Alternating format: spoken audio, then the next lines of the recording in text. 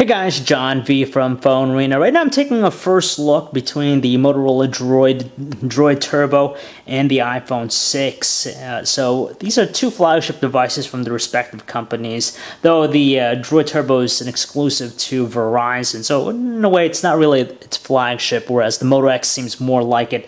But in any event, let's just jump right in and talk about their designs. Now, two very different. They both have a very sturdy feel and construction, which is great. And for the most part, relatively easy to hold with one hand. Even if you have smaller hands, not a problem. It's nice that they've kind of trimmed a lot of fat, so they're pretty easy to hold with one hand. Not really too gigantic or overwhelming with their sizes, but two totally different finishes. With the DROID Turbo, it's available in two options. You have the metallized glass fiber, which is the one we have here, which has, almost like a rubbery texture to it, a cool carbon fiber type pattern in the back, and it has a Kevlar, strengthening everything.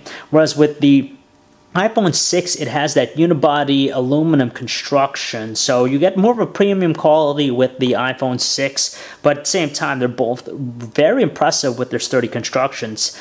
Now, looking too, it's a big disparity between, how thick they are. Now, at the thinnest point, of the DROID Turbo, it's, pretty svelte, but when you put the iPhone 6 next to it, there's just no comparison. The iPhone 6 is just immensely, more skinny than the DROID Turbo.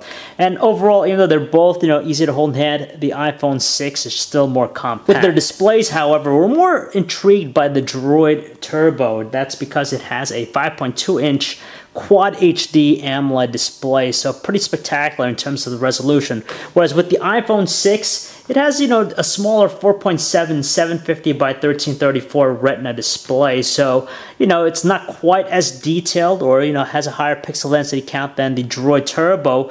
But looking at it here from a normal distance, it's really tough to gauge how much better the DROID Turbo is, but I'm going to assume that if you go to the web browser, you look in a zoomed out view, you'll probably get a lot more detail with the DROID Turbo. Now, of course, being two different display technologies, the DROID Turbo is AMOLED, so it has, those nice wide view angles, oversaturated color reproduction. It's hard to say how good it is at accurately reproducing colors, but, it has a nice glow and iridescence to it that really catches our attention.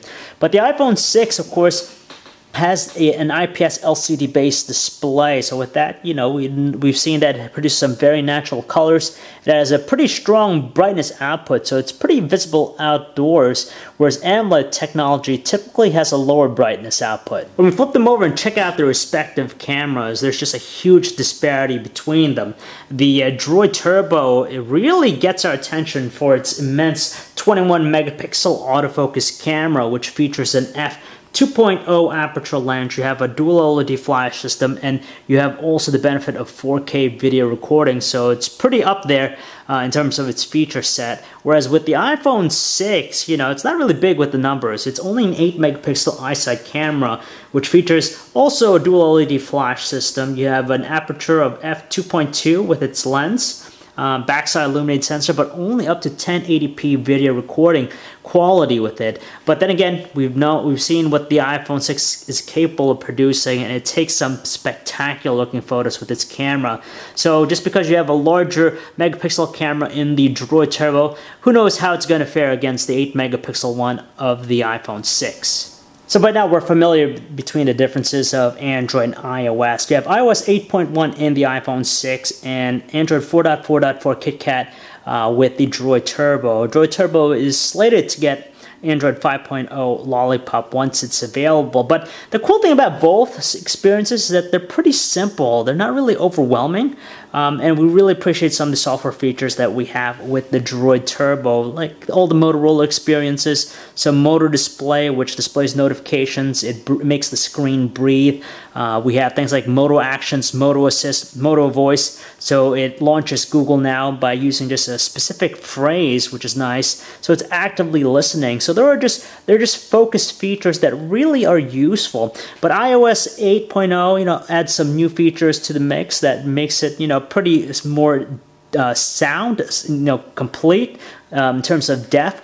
just because you now have support for widgets in the notifications panel. You have an enhanced spotlight feature, and even support for third-party applications. The iPhone 6 also has the home button here, which has the Touch ID fingerprint sensor, so you could use it to make payments via Apple Pay or even unlock the device. But again, with the Droid Turbo, it's all about those software features. So there you are, folks. That's a quick look between these two handsets. If you want to learn more about either of them, you can check out our website, PhoneArena.com. It's John V. Thanks for watching.